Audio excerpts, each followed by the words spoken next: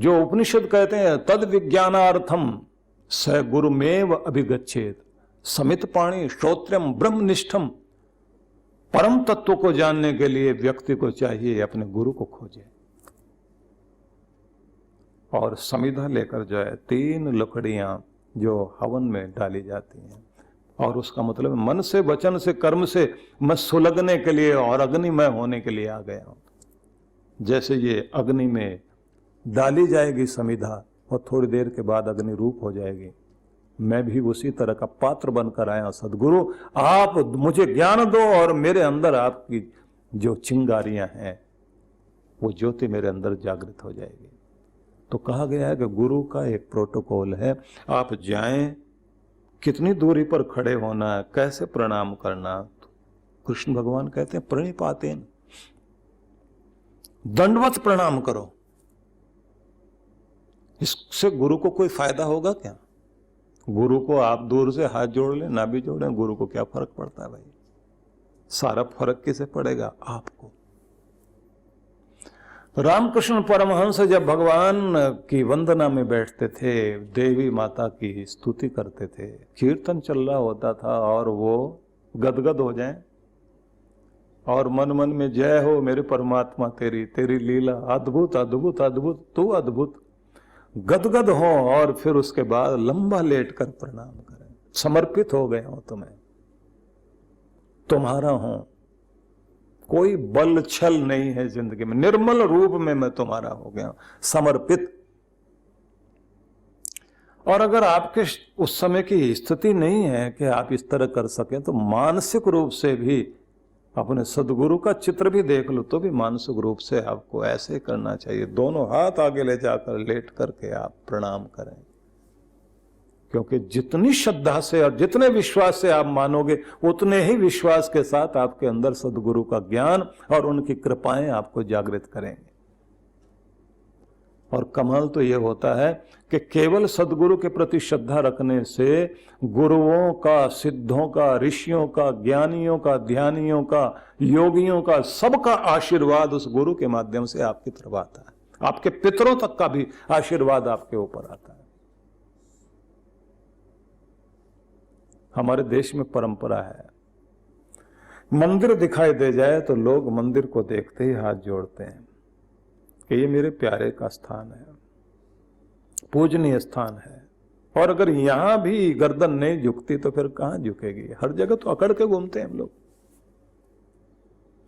लेकिन यह कहा जाता है कि मंदिर के लिए हाथ जोड़ करके प्रणाम करने लगे हो और जैसे तुम खड़े हो और हाथ जोड़े हो और इतनी देर में पीछे से एम्बुलेंस की आवाज आ जाए तो कहते मुड़ जाना उसकी तरफ और पहले दोनों हाथ ऐसे करके कहना, भगवान इस आदमी को जो हॉस्पिटल में जा रहा है अपनी कृपा देना, स्वास्थ्य देना, खुश होकर अपने घर में लौटे। और उसके बाद आप भगवान की तरफ वंदना करने के लिए खड़े होना। क्योंकि जब तक आपके अंदर करुणा नहीं है, करुणा निधान की कृपा नहीं पा सकते। यह ध्यान रख लेना।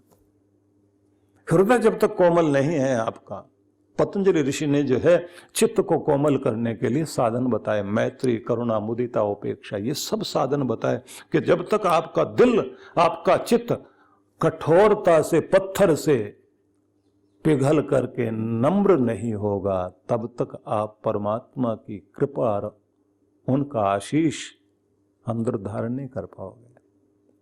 हम तो ठूंठ होते जा रहे, पत्थर होते जा रहे।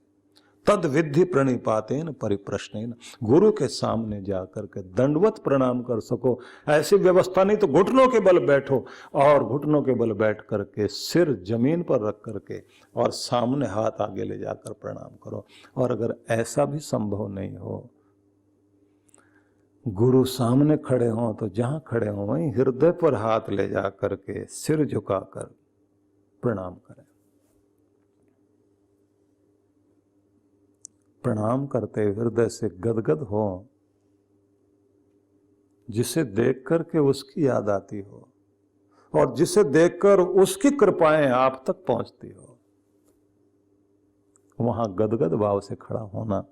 तद विधि प्रणिपातेन, तो कहते हैं शरीर से, तन से भी मैं तेरा, शरीर से तो प्रणिपात होगा। परिप्रश्नेन, और फिर प्रश्न करो, मतलब जिज्ञासा। जिज्ञासा की जाती है मन और बुद्धि से। मेरा मन और मेरी बुद्धि भी तुम्हारे। सेवया, और सेवा कैसे की जाती? दिल में भावना होगी तो सेवा होगी। दिल भी तेरा, बुद्धि भी, दिमाग भी तेरा, और ये तन भी तेरा, तेरे चरणों में अर्पित करता हूं सदगुरु।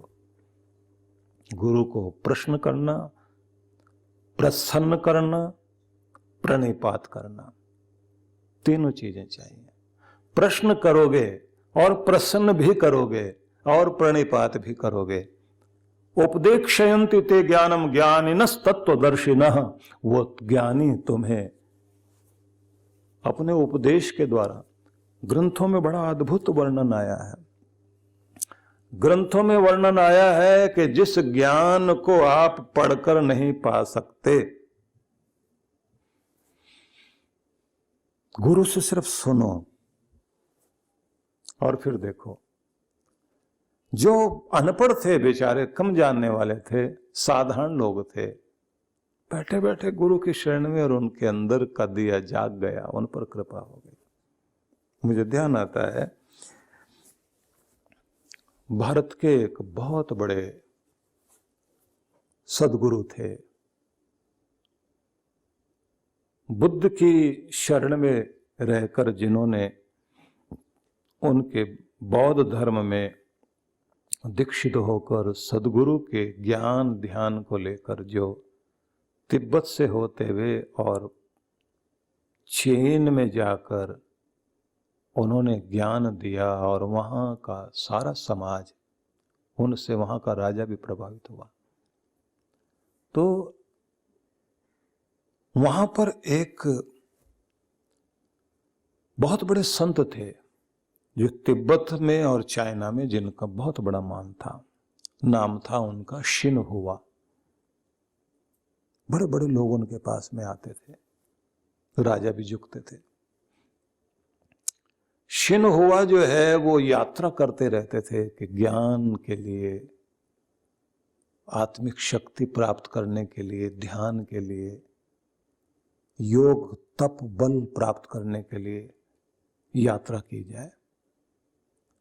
जाते थे, कुछ मिला, फिर ध्यान में बैठते थे और कोशिश करते थे अंदर से कुछ बात बन जाए। तो बहुत जगह भटके।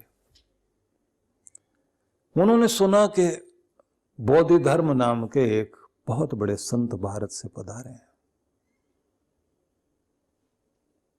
तो वो थे भी बहुत अद्भुत व्यक्ति, क्योंकि जब गए थे भारत से तो चाइना का जो राजा था वो मिलने के लिए आया,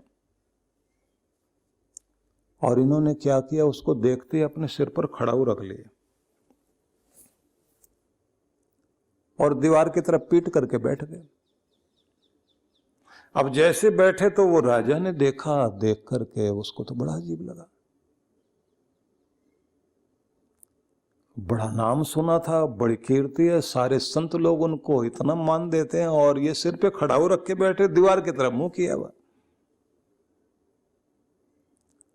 फिर भी राजा जो है हाथ जोड़े खड़ा रहा। तो बोधि धर्म जो है उल्टे मुड़े। मुड़ने के बाद उन्होंने कहा, श्रीयाम पादुका। हो बोले, ये मतलब क्या हुआ? श्री जो है, समृद्धि जो है, वो चरणों में पहनने की चीज होती है।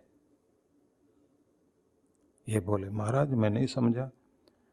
बोले, आपको कैसा लगा मैंने सिर पर जो खड़ाऊ रखी हुई थी? सच सच बताना। राजा बोले, महाराज अच्छा तो नहीं लगा, ये तो पांव में पहनने की चीज होती है। बोले, मुझे भी तुम्हें देख के ऐसा ही लगा।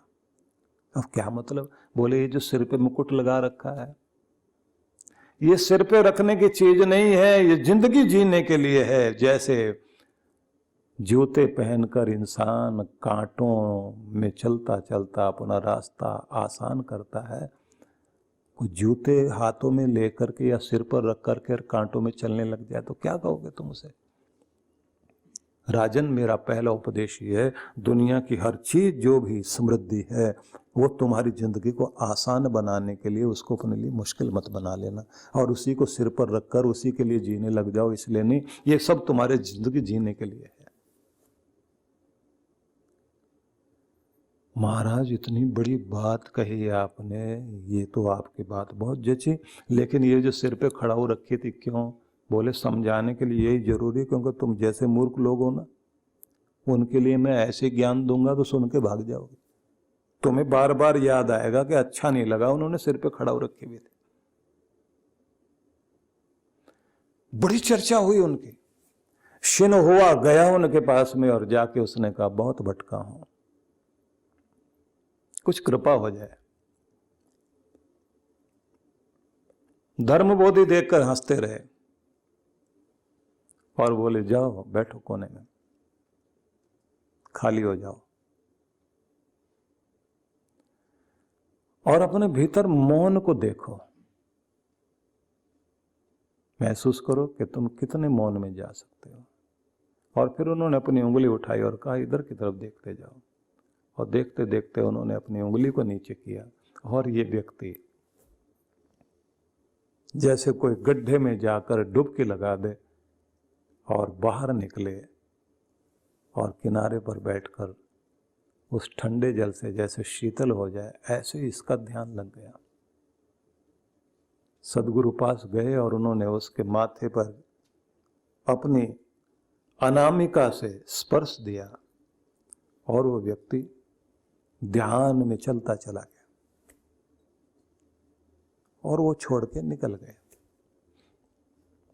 बहुत देर तक बैठे बैठे इसको इतना आनंद आया, इतना आनंद आया, आंखें खुली जब तो लगा जैसे आंख खोलने के बाद हम कहाँ जलते हुए रेगिस्तान में आ गए। अंदर तो बहुत शांति, बहुत आनंद था, आंखों में आंसू आने लगे। और फिर कृतज्ञता के लिए, आभार प्रदर्शन करने के लिए, क्योंकि हृदय कृतज्ञ होता है ऐसी स्थिति में, तो कृतज्ञता प्रकट करने के लिए उन्हें ढूंढने गए। देखा एक पेड़ के नीचे खड़े हुए अपनी मस्ती में और नदी की तरफ देख रहे हैं। किसी ने कह दिया पास में मत जाना, वो जिन्होंने जो देना था दे दिया, वो अपने आनंद में है इस समय, अब आप निकल जाओ। ये गया और जाकर इसने कागज पर कुछ पंक्तियां लिखी और क्या लिखा? इसने कहा कि मैंने शास्त्र पढ़े, बड़ी पुस्तकें पढ़ी, लेकिन जहां जहां जो भी पढ़ा तो मुझे ये महसूस हुआ कि सारी किताबों में दिए तो हैं, दीपक, लैंप, कागज का बना हुआ दीपक देखा मैंने। और कागज का बना हुआ दीपक, जो चित्र हो, कोई पिक्चर हो, वो रोशनी देती है क्या? अंधेरे में ले जाकर के किताब खोलो और कहो इसमें दिया जल रहा है, अंधेरा भाग जाएगा। मैं भी ऐसा ही करता रहा। किताबों में जो दिए के चित्र बने हुए थे उन्हें लेके पढ़ता रहा, देखता रहा, रोशनी मिलेगी, नहीं मिली। आज जलता हुआ दिया मैंने देखा और प्रभाव ऐसा कि वो दिया मेरे अंदर के दिए को जलाकर, और वो तो दूर खड़ा हो गया जाके, लेकिन मेरे अंदर दिया जल रहा है। आज मैंने पहली बार देखा कि गुरु क्या होता है। सारे ग्रंथ जिसकी तरफ इशारा करें, जो चलता फिरता ग्रंथ ही नहीं ग्रंथालय है, जहां सारी कृपाएं आकर इकट्ठी हो जाती, वही तो गुरु है। का इसकी बड़ी जरूरत होती है। और ये ऐसा कुआं होता है कि इसमें से कितना ही जल लेते जाओ, ये कभी खाली नहीं होता, अद्भुत होता है। परम पूज्य सद्गुरुदेव श्री सुधांशु जी महाराज एवं डॉक्टर अर्चिका दीदी जी के पावन सानिध्य में विश्व जागृति मिशन का 34वां स्थापना दिवस एवं रामनवमी महोत्सव। कार्यक्रम की रूपरेखा दिनांक 6 अप्रैल 2025, समय प्रातः 10 बजे। स्थान आनंद धाम आश्रम, बक्करवाला मोड़, नागलोई, नजफगढ़ रोड, नई दिल्ली।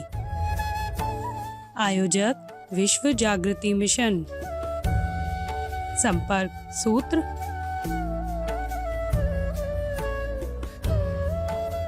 आओ मिलकर दिए जलाएं, सनातन धर्म की अलख जगाएं। आप सपरिवार सादर आमंत्रित हैं।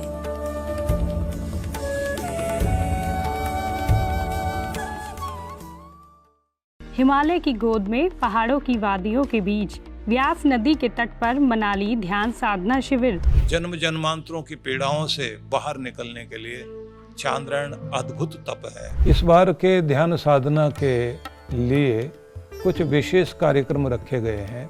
एक तो नित्य साधना कराई जाएगी, दूसरी होगी डिवाइन ब्लिस मेडिटेशन, तीसरी जो है वो दिव्य शक्ति साधना कहेंगे, जिसका मतलब होगा कि आप जो है विश्व शक्ति से कैसे जुड़ सकते हैं, और साथ में वॉकिंग मेडिटेशन भी इसके अंतर्गत होगा। मन को बहुत शांति मिली, एक अद्भुत आनंद प्राप्त हुआ। जिस माइंडसेट और जिस भारी मन से मैं आई हुई थी यहाँ पे, वो काफ़ी कम हुआ है। और every time whenever I come for this शिविर I feel something different, a new energy in me. Thank you to Maharaj Shri and thank you to all of you. तो आज ही पंजीकरण कराएं